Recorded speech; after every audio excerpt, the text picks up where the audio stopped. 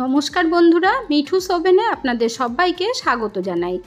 বাচ্চারা সবসময় বাইরে থেকে কিনে কিনে খায়, তার জন্য আজ আমি যেই রেসিপিটা নিয়ে এসেছি ভীষণ ইউনিক, মজাদার হতে চলেছে। বাচ্চারা তো ভালো খাবেই, সাথে সাথে বড়রাও কিন্তু চেয়ে চেয়ে খাবে।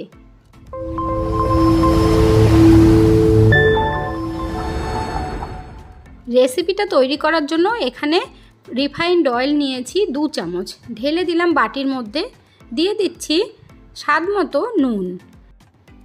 এখন এই তেল আর নুনটাকে ভালোভাবে মিশিয়ে নিতে হবে। আপনাদের কাছে রিকোয়েস্ট করছি, ভিডিওটা কিন্তু কেউ স্কিপ করে দেখবেন না, তাহলে কিন্তু কিছুই বুঝতে পারবেন না। এখানে দেখুন আমি 1 বাটি আটা নিয়েছি, 1.5 কাপ পরিমাণে হবে চায়ের কাপের। এবার দিয়ে দিচ্ছি ক্রিস্পি হওয়ার জন্য 2 চামচ চালের গুঁড়ো। শুধু যদি আপনারা আটা দিয়ে করতে চান সেই ক্ষেত্রে চালের গুঁড়ো স্কিপ করতে পারেন। এবার ভালোভাবে ময়ম দিয়ে নেব, যেভাবে আমরা লুচি বা পরোটা তৈরি করার জন্য ময়ম দিই সেইভাবে ময়ম দিয়ে নিতে হবে। এই রেসিপিটা একবার তৈরি করে খাওয়ালে দেখবেন বাইরের থেকে বাচ্চারা আর কিনে খেতেই চাইবে না, এতটাই টেস্টি হয়। এখানে দেখুন খুব সুন্দরভাবে ময়ম দেওয়া হয়ে গেছে। এবার অল্প অল্প জল দিয়ে শক্ত করে একটা ডো তৈরি করে নেব। আটা মাখার সময় একটু ধ্যান দিয়ে মাখবেন, না হলে নরম হয়ে যাবে, আর নরম হলে কিন্তু রেসিপিটা একদম ভালো হবে না। এবার দেখুন এখানে আটা মাখা হয়ে গেছে, আপনাদেরকে দেখিয়ে দিচ্ছি। দেখুন ঠিক এইভাবে করে মেখে নেবেন। এখন আমি ঢেকে 10 মিনিটের জন্য রেখে দেব, যেহেতু চালের গুঁড়ো দেওয়া আছে। এখন আমরা চলে যাব গ্যাসের কাছে। গ্যাসের ওপর একটা ফ্রাই প্যান বসিয়ে দিয়েছি আর 1 টিস্পুন মতো বাটার দিয়ে দিচ্ছি। বাটারটাকে ভালোভাবে মেল্ট করে নিতে হবে। আর এই রেসিপিটা কিন্তু বন্ধুরা অবশ্যই বাটার দিয়ে তৈরি করবেন, তাহলেই কিন্তু দারুণ টেস্টি হবে। এখন একটা স্প্যাচুলা দিয়ে আমি বাটারটাকে পুরো প্যানের মধ্যে লাগিয়ে নিচ্ছি। এরপর একটা কাঁচা লঙ্কা কুচি করে রেখেছিলাম, দেখুন দিয়ে দিলাম। বাচ্চাদের জন্য যেহেতু আমি তৈরি করছি তার জন্য শুধুমাত্র একটা কাঁচা লঙ্কাই দিলাম, আর এটা কিন্তু ঝাল নয়। লঙ্কাটা দেবার পর এখানে আমি সুইট কর্ন নিয়েছি 1/2 কাপ মতো, দিয়ে দিলাম। এবার সুইট কর্নটাকেও হালকা করে একটু ফ্রাই করে নেব।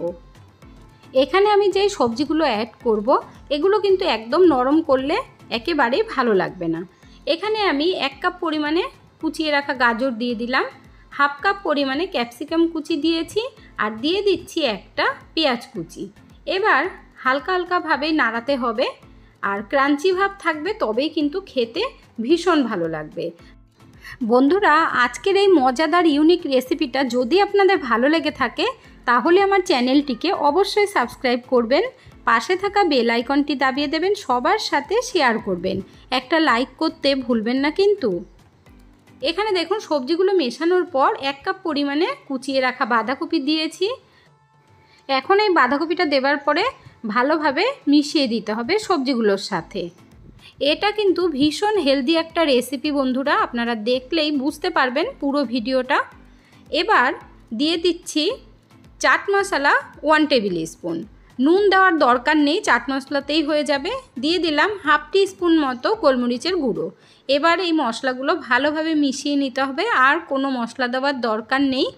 এই সবজিটা আমি যেইভাবে ফ্রাই করলাম এটা যদি আর 2 মিনিট মতো ফ্রাই করে এইভাবে বাচ্চাদেরকেও দেন তাতেও কিন্তু ভীষণ ভালো খাবে, কারণ এটা ভীষণ টেস্টি হয় বন্ধুরা। এই সবজিটা ক্রাঞ্চি ভাব থাকতেই কিন্তু আমি নামিয়ে নিচ্ছি, গ্যাস বন্ধ করে দিয়েছি।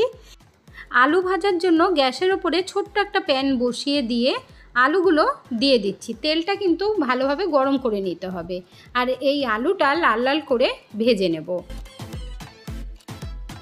এখানে দেখুন আলুগুলো প্রায় ভাজা হয়ে এসেছে, লাল লাল করে ভেজে নিয়েছি। এবার একটা প্লেটের মধ্যে নামিয়ে নিচ্ছি। তেলটা ভালোভাবে ঝরিয়ে নিতে হবে, আর আলুটাকেও কিন্তু ঠান্ডা করে নিতে হবে। এখন এই আলু ভাজা সাইড করে রেখে আগে থেকে মেখে রাখার আটার ডোটা আরও একবার ভালোভাবে ডলে নিতে হবে, তাহলেই কিন্তু রেসিপিটা খুব সুন্দর ক্রিস্পি হবে। এবার এই আটার ডোয়ের থেকে লেচি কেটে নেব, আর লুচির থেকে কিন্তু বড় বড় কাটতে হবে, রুটির থেকে একটু ছোট। দেখুন আপনাদেরকে দেখিয়ে দিচ্ছি, ঠিক এই সাইজের করে কেটে নেবেন। এটা কিন্তু লুচির থেকে বড় সাইজ আছে। এখন এই লেচিগুলোকে বেলে নিতে হবে। এখানে আমি একটা নিয়ে নিয়েছি। এখন এই লেচির মধ্যে শুকনো আটা লাগিয়ে তারপর বেশ একটু বড় বড় করে বেলে নিতে হবে। রুটির থেকে একটু ছোট সাইজেরই কিন্তু বেলতে হবে, আর খুব বেশি পাতলাও করে ফেলবেন না, সেটা আপনাদেরকে আমি দেখিয়ে দিচ্ছি। দেখুন, ঠিক এইভাবেই বেলে নিতে হবে। রুটির থেকে কিন্তু ছোট সাইজেরই আছে। একটা বেলা হয়ে গেছে, আমি একটা প্লেটের মধ্যে নিয়ে নিচ্ছি, আরও একটা বেলে নিচ্ছি। আপনারা এই ইউনিক রেসিপিটা দেখার পরে বুঝতে পারবেন যে মাত্র 1 কাপ আটা দিয়ে পুরো পরিবারের জন্য কত সুন্দর রেসিপি তৈরি করা যায়। এখানে দেখুন সবকটা রুটি আমি বেলে নিয়েছি। এই রেসিপিটা তৈরি করার জন্য লাগবে বাটি। এখানে আমি ছোট ছোট 4টে বাটি নিয়েছি। এবার এই বাটির মধ্যে তেল লাগিয়ে নিতে হবে খুব ভালোভাবে। এখানে আমি তেল ব্রাশ করে নিচ্ছি, দেখুন বাটির পেছনটাতে। আপনারা যেই রকম বাটি থাকবে ছোট, সেই বাটি দিয়েই তৈরি করতে পারবেন। দেখুন খুব ভালোভাবেই তেলটা কিন্তু লাগাতে হবে, আর সেটা আপনারা এখনই বুঝে যাবেন। এখানে একটা ছোট প্লেট নিয়েছি, তার মধ্যে রুটিটা নিয়ে নিলাম। এবার এই রুটির ওপরে বাটিটাকে বসিয়ে দিতে হবে। বাটিটা রুটির মিডিলে বসাবেন, তারপরে এইভাবে রুটিটা ধরে একটা ভাঁজ দিয়ে নিয়ে বাটির সাথে চিপকে দেবেন।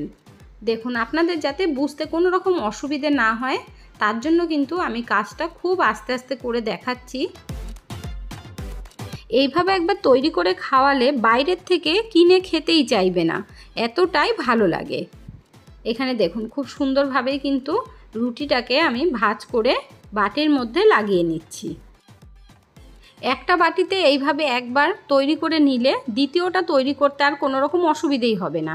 দেখুন এবার আমি চারিদিক থেকেই একটু একটু আলতো করে চেপে দিচ্ছি। তারপরে দেখুন ওপর থেকে যে এক্সট্রা আটাটা আছে সেটা কিন্তু এইভাবে চেপে চেপে কেটে আটাটা বার করে নিতে হবে। এখানে দেখুন বন্ধুরা একটা বাটি আমাদের রেডি হয়ে গেছে, আর দেখুন কতটা সুন্দর লাগছে দেখতে। এইভাবে আমি আরও একটা বাটি আপনাদেরকে তৈরি করে দেখাবো। এখনই দেখতে কতটা সুন্দর লাগছে বলুন, তৈরি হবার পরে কিন্তু আরও দারুণ লাগবে। এখানে দেখুন আরও একটা বাটির মধ্যে আমি ভালোভাবে তেল লাগিয়ে নিচ্ছি। তারপরে একই প্রসেসেই রুটিটাকে বাটির মধ্যে লাগিয়ে নেব।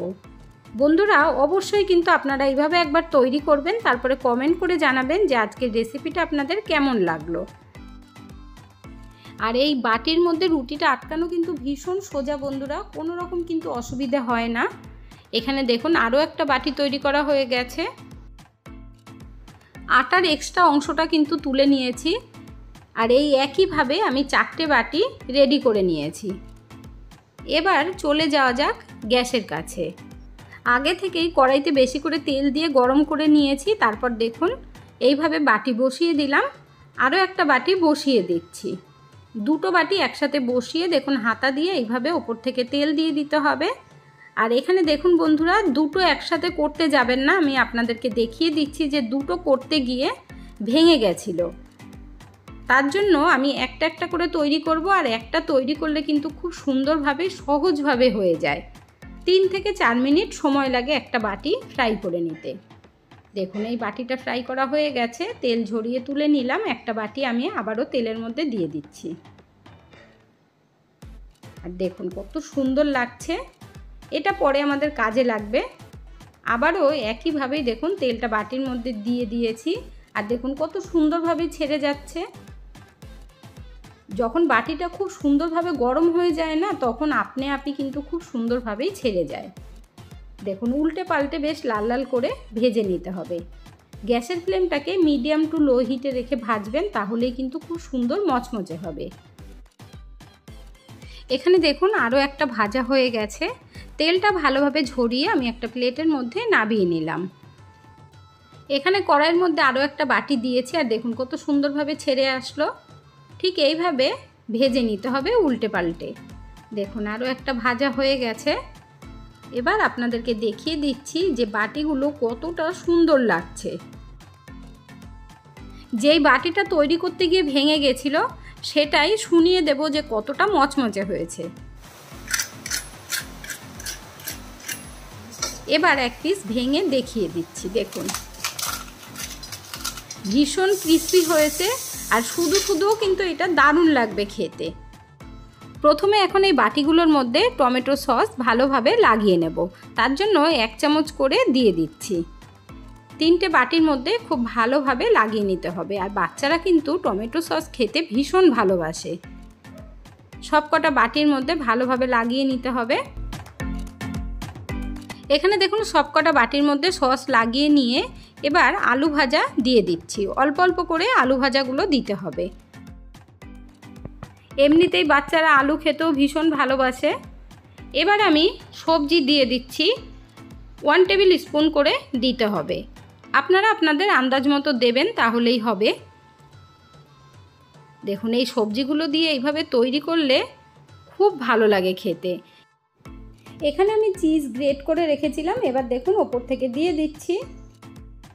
আর এই চিজটাও কিন্তু বাচ্চাদের ভীষণ ফেভারিট। এখানে আমি 2টো লেয়ারে তৈরি করছি, তাই দেখুন আবার আমি আলু ভাজা দিয়ে দিলাম। আলু ভাজাটা দেবার পর ওপর থেকে পিৎজা মিক্স দিয়ে দেব। এই বাটি পিৎজা বানিয়ে দেখবেন, খেতে এতটাই সুস্বাদু হয়, বাইরের থেকে কিনে খেতেই ইচ্ছে করবে না। এখানে দেখুন ওপর থেকে আবার সবজিগুলো দিয়ে দিচ্ছি। আর এটা এতটাই হেলদি হয়, এই কারণেই বলছি যে বাজার থেকে কিনে খাওয়ার আর দরকার পড়বে না। দেখুন ওপর থেকে সবজি দিয়ে তারপরে চিজ দিয়ে দিচ্ছি। চিজগুলো দেবার পর আবার একটু পিৎজা মিক্স দিয়ে দিচ্ছি। পিৎজা মিক্স দিয়ে ওপর থেকে দিয়ে দেব চিলি ফ্লেক্স। ভীষণ টেস্টি একটা রেসিপি। তৈরি না করলে আপনারা কিন্তু বুঝতেই পারবেন না যে কতটা টেস্ট হয়। এই বাটিগুলো আমাদের একদম রেডি হয়ে গেছে। এবার আমরা গ্যাসের কাছে চলে যাব। গ্যাসের ওপরে একটা কড়াই বসিয়ে দিয়ে স্ট্যান্ড বসিয়ে দিলাম। তারপর গরম করে নিয়ে এবার বাটিগুলো সব বসিয়ে দিচ্ছি। দেখুন, তারপরে ঢেকে 5 মিনিটের জন্য রেখে দেব। গ্যাসের ফ্লেমটাকে প্রথমে একটু হাই হিটে দিয়ে গরম করে নেবেন, তারপরে স্ট্যান্ড বসিয়ে এই বাটিগুলো বসিয়ে দিতে হবে। এবার ঢাকনা দিয়ে ঢেকে 5 মিনিটের জন্য মিডিয়াম হিটে রাখবো। তাহলেই কিন্তু আমাদের বাটি পিৎজা একদম রেডি হয়ে যাবে। এখানে দেখুন 5 মিনিট পর ঢাকনা তুলে নিয়েছি। বাটি পিৎজা আমাদের একদম রেডি হয়ে গেছে। এখন একটা একটা করে পিৎজাগুলো নামিয়ে নিচ্ছি। ভিডিওটা এই পর্যন্ত যারা এখনও দেখেছেন, কমেন্ট করেননি বা একটা লাইক করেননি, অবশ্যই করে দেবেন বন্ধুরা। এখানে দেখুন কতটা সুন্দর লাগছে। আর চিজগুলোও কিন্তু খুব সুন্দরভাবে মেল্ট হয়ে গেছে।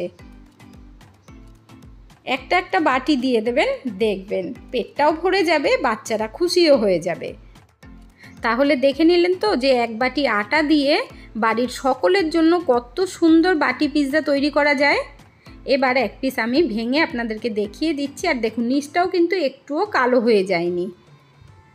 আর কড়াইয়ের মধ্যে গরম হতে দেওয়ার একটাই কারণ, যে চিজগুলো মেল্ট হয়ে যাবে, তাহলেই তো খেতে ভালো লাগবে।